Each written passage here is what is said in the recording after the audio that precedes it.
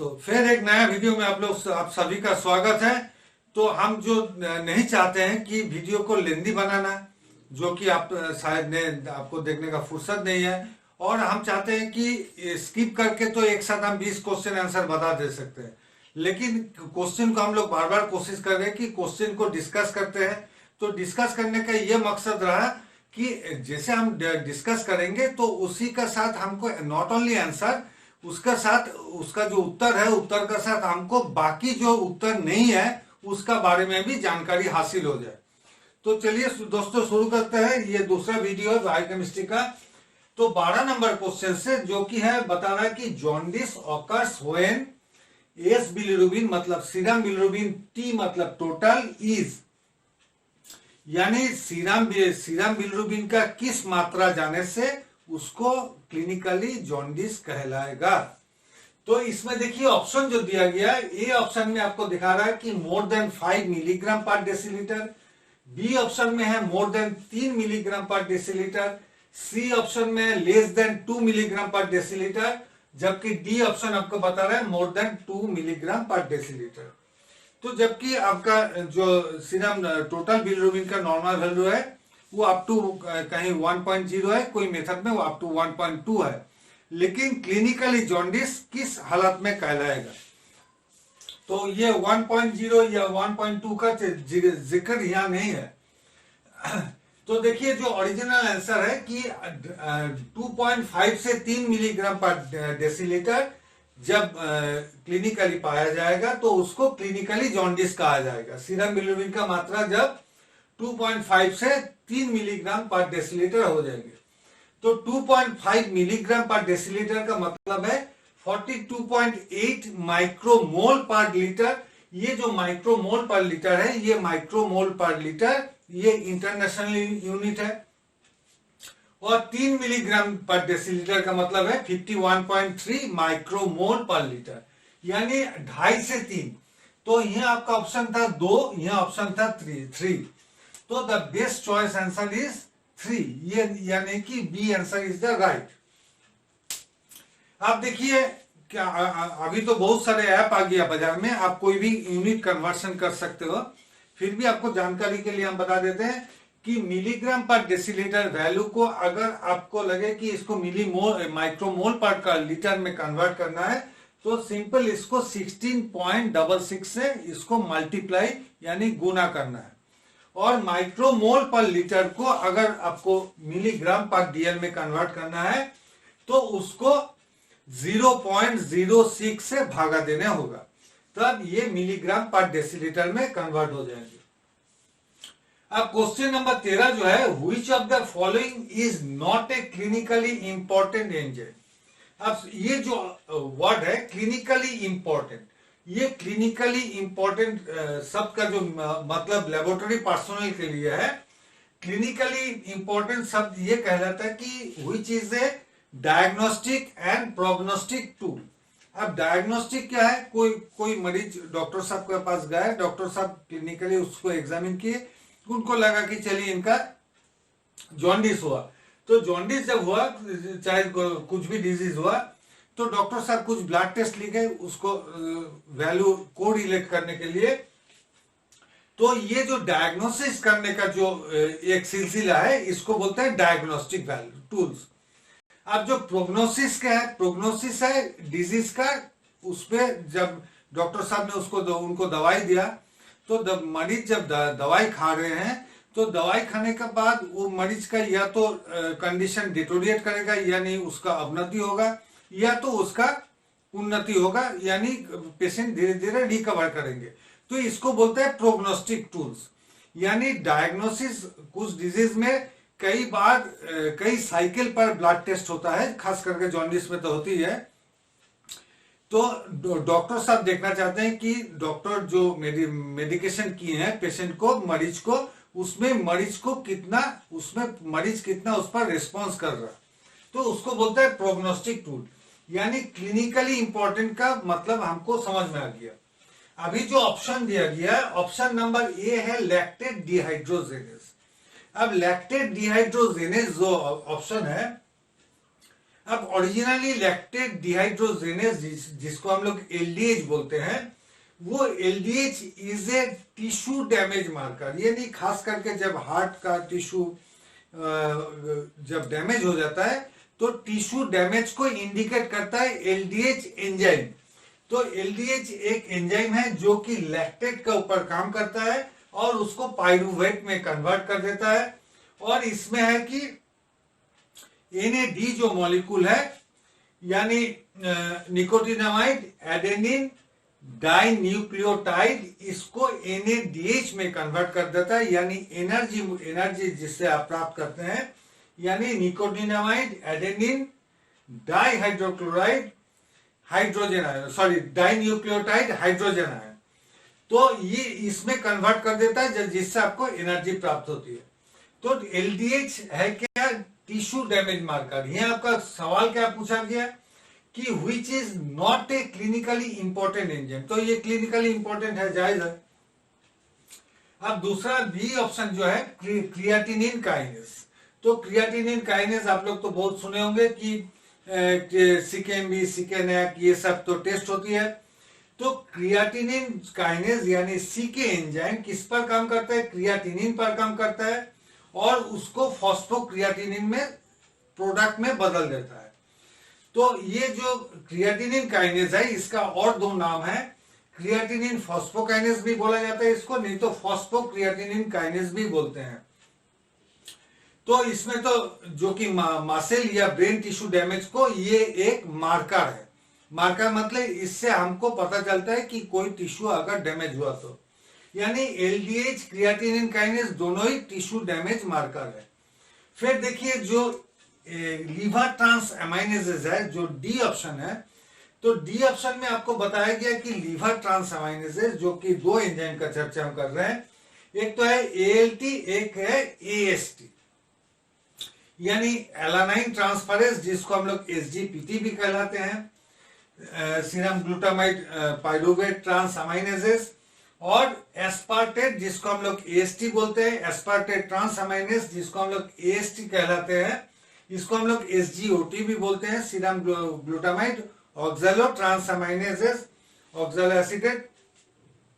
तो ये जो लीवर ट्रांस अमाइनेजेस है, तो ये लीवर टिश्यू डैमेज को बता रहा है। जो क्रिएटिनिन काइनेज है वो खास करके मसल और ब्रेन टिश्यू डैमेज को कहलाता है, इंडिकेट करता है। लैक्टेट डिहाइड्रोजिनेज जो है एलडीएच खास करके मसल और हार्ट मसल को डैमेज होने से ये इसको इंडिकेट करता है एलडीएच। तो जायज है कि इसमें हेक्सोकाइनेज आंसर होना था सी में। अब देखते हैं हेक्सोकाइनेज का मेरा क्या फंक्शन है। हेक्सोकाइनेज जो है ये मेनली ग्लाइकोलाइसिस का एजेंट है, यानी एंजाइम है, जो कि ग्लूकोज मॉलिक्यूल को ग्लूकोज 6 फॉस्फेट में तोड़ देता है, जबकि एटीपी मॉलिक्यूल से आपको एडीपी मॉलिक्यूल प्राप्त होती है। तो हेक्सोकाइनेज बल्कि हम लोग यूज करते हैं ग्लूकोज एस्टिमेशन में। अब देखिए एस्टिमेशन का जब सवाल आया तो एस्टिमेशन में आपको बार बार दो शब्द आएगा, एक है कि एंजाइम एस्टिमेशन, दूसरा है एंजाइमेटिक एस्टिमेशन। इसको बारीकी से समझिएगा। एंजाइम एस्टिमेट जब करने जा रहे हैं, यानी मानिए कि ये सारे एंजाइम है, एलडीएच, सीके है, एएलटी, एएसटी, कुछ भी आप एंजाइम को जब एस्टिमेट करने जा रहे हैं तो बाजार से आप जो रिएजेंट खरीद कर ला रहे हैं, वो रिएजेंट कंपनी ने वो रिएजेंट में क्या दिया है? सबस्ट्रेट डाला हुआ है। जो सबस्ट्रेट आपको कोई मरीज का सीरम में कितना एंजाइम है, इसको देखने के लिए आपको एक सबस्ट्रेट चाहिए, जो कि कंपनी वाला एज ए रिएजेंट आपको बेचा है, और वो रिएजेंट को हम लोग देखते हैं वो कितना सबस्ट्रेट को पर मिनट मतलब ब्रेक डाउन कर पाता है।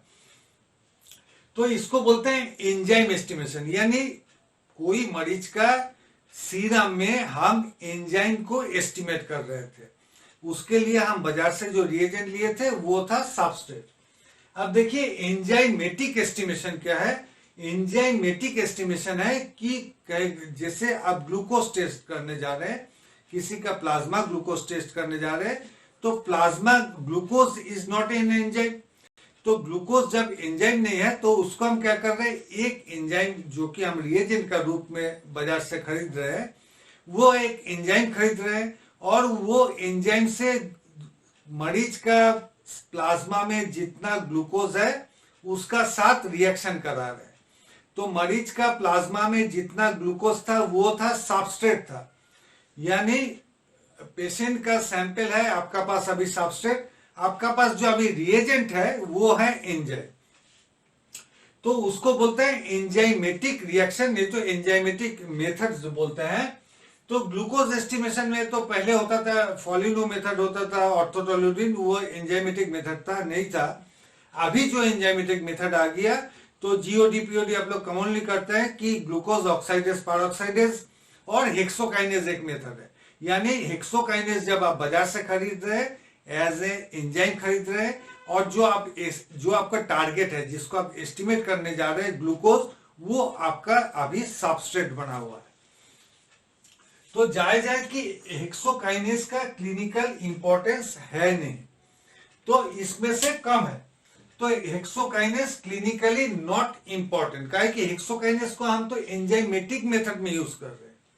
अभी देखिए क्वेश्चन नंबर 14, क्वेश्चन नंबर 14 में आपको बता रहा है कि इन ऑब्स्ट्रक्टिव जॉन्डिस, अब ऑब्स्ट्रक्टिव जॉन्डिस, अब जॉन्डिस मोटा मोटी आप जान लीजिए तीन तरह का मेनली जॉन्डिस है। एक है प्री हेपाटिक जॉन्डिस जो कि जिसका कॉज लिवर का पहले है, उसमें खास करके हेमोलाइटिक जॉन्डिस। एक हेपाटिक हेपाटाइटिस जिसको हम हेपाटोसेलुलर हेपाटाइटिस भी बोलते हैं, यानी जिसमें लिवर सेल्स इन्वॉल्व होती है। और तीसरा जो है लिवर का बाद, यानी खास करके गॉल ब्लैडर के हिस्सा से, बाइल डक्ट का हिस्सा से इसका शुरू होता है, जहां की ऑब्स्ट्रक्शन के लिए जॉन्डिस हो रहा है, यानी बाधा प्राप्त होकर जॉन्डिस हो रहा है, जिसको बोलते हैं ऑब्स्ट्रक्टिव जॉन्डिस, नहीं तो पोस्ट हेपाटिक जॉन्डिस। तो ऑब्स्ट्रक्टिव जॉन्डिस में कौन सा एंजाइम राइज करता है, ये सीधी साधा सवाल है कि ऑब्स्ट्रक्टिव जॉन्डिस में ये जो चार ऑप्शन दिया गया इसमें कौन सा एंजाइम राइज करता है। तो एक नंबर ऑप्शन है एल्कालाइन फॉस्फेटेज है, दूसरा ऑप्शन है एएलटी है यानी एलानाइन ट्रांस अमाइनेसेस है, सी ऑप्शन है लाइपेज है, डी ऑप्शन है एलडीएच है। तो देखिए जो एलडीएच का यहाँ हम चर्चा कर रहे हैं, तो LDH mainly liver disease, heart attack जिसको मायोकार्डियल इंफ्रैक्शन भी बोलते हैं, मसल ट्रॉमा यानी मसल में चोट आ गया, bone fracture, cancers, infections like meningitis, HIV, encephalitis, इसके लिए ये आपका एलडीएच जिम्मेदार है। अब देखिए जो लाइपेज है, ये लाइपेज कहां पर है, लाइपेज है पैंक्रियाटाइटिस और गॉलस्टोन गैस्ट्रोएंटेराइटिस जो है, पैंक्रियाटाइटिस जबकि पैंक्रियास जहां पर इन्फ्लेमेशन ऑफ द पैंक्रियास होता है, जो गॉलस्टोन गैस्ट्रोएंटेराइटिस है वो वायरल होती है और उसमें इन्फ्लेमेशन ऑफ द स्टोमक होती है, तो इसके लिए जिम्मेदार है लाइपेज एंजाइम। फिर जो एल्कालाइन फॉस्फेटेज का जिम्मेदार है प्रीडोमिनेटली, यानी खास करके मेनली, जिसको मेनली बोलते हैं, जिसको प्रीडोमिनेटली खास करके मेडिकल टर्म में यूज होती है, तो predominantly alkaline phosphatase and gamma glutamine transaminases जो है, gamma glutamyl peptidase transaminases GGT जो है, वो ऑब्स्ट्रक्टिव जॉन्डिस में बढ़ जाता है। तो इसमें हमको आंसर तो मिल गया, चलिए, कि एल्कालाइन फॉस्फेटेज आपको ऑब्स्ट्रक्टिव जॉन्डिस में बढ़ा हुआ दिखाई दे रहा है, जबकि जीजीटी का यहाँ ऑप्शन है नहीं। जबकि एएलटी एंड एएसटी जो एलानाइन ट्रांसअमाइनेज है और एएसटी एस्पार्टेट ट्रांसअमाइनेज है जिसको एसजीओटी बोल रहे थे, वो क्या हो रहा है हेपाटोसेलुलर जॉन्डिस में उसको राइज करते हुए दिखाई देता है। तो क्वेश्चन नंबर 14 हो गया। अब देखिए चलिए क्वेश्चन नंबर 15। क्वेश्चन नंबर 15 में बता रहा है the parameter not included in LFT, यानी जो चार पैरामीटर आपको दिया गया है वो कौन सा पैरामीटर एलएफटी यानी लिवर फंक्शन टेस्ट जो एक ग्रुप ऑफ टेस्ट है उसमें इंक्लूड नहीं है। तो लिवर फंक्शन टेस्ट में खास करके जो हम लोग टेस्ट करते हैं, देख लीजिए, सीरम बिलिरुबिन करते हैं टोटल एंड डायरेक्ट। टोटल तो है कंजुगेटेड प्लस अनकंजुगेटेड, डायरेक्ट का मतलब है कंजुगेटेड बिलिरुबिन, तो इससे माइनस करते हैं तो हमको इनडायरेक्ट बिलिरुबिन का वैल्यू पता चल जाता है। फिर एएलटी है एंजाइम है, एएलपी है एंजाइम है, एएसटी है एंजाइम है, जीजीटी है एंजाइम है। बाकी जो हिस्सा है ये प्रोटीन मेटाबॉलिज्म से रिलेट करता है। जबकि हम बताएं कि डिजीज कंडीशन में ऑल्टरेशन ऑफ प्रोटीन्स होती है, तो इसमें टोटल प्रोटीन हम मेजर करते हैं, एल्बुमिन मेजर करते हैं, ग्लोब्यूलिन मेजर करते हैं, और AS2G यानी एल्बुमिन ग्लोब्यूलिन रेशियो मेजर करते हैं, और पीटी यानी प्रोथ्रोम्बिन टाइम को भी मेजर करते हैं। तो देखिए यहाँ पर साफ है कि इसमें एल्बुमिन भी है, यहाँ एल्बुमिन है, GLB मतलब ग्लोब्यूलिन है, एल्कालाइन फॉस्फेटेज यहाँ था, ALP था। तो जायज कि आंसर तो एसिड फॉस्फेटेज ही है। अब देखिए थोड़ा डिस्कस कर देते हैं कि एसिड फॉस्फेटेज मेनली इसका ओरिजिन यानी सोर्स कहां से है। एसिड फॉस्फेटेज जो है उसका जो मेन सोर्स है प्रोस्टेट से, प्रोस्टेट ग्लैंड से। जो उनका अदर सोर्स है जिसको बोलते हैं आरई सिस्टम, नहीं तो रेटिकुलो एंडोथेलियल सिस्टम, जिसमें liver, spleen, RBC, bone marrow वगैरह इंक्लूड होती है। और रेयर जो उसका जो सोर्स हो सकती है वो है ब्रेस्ट कैंसर अगर हो गया मरीज का। तो एसिड फॉस्फेटेज तब कहां रिलेट कर रहा है मेनली कि प्रोस्टेटिक कैंसर में, प्रोस्टेट से ओरिजिन है, प्रोस्टेटिक कैंसर में रिलेट करता है। और एक्स्ट्रा प्रोस्टेटिक डिजीज जैसे ब्रेस्ट कैंसर है, ये सब में भी एसिड फॉस्फेटेज का मायने रखता है। तो दोस्तों ज्यादा क्वेश्चन आंसर तो डिस्कस नहीं कर पा रहे, तो नेक्स्ट वीडियो में मिलते हैं। चलिए, शुक्रिया।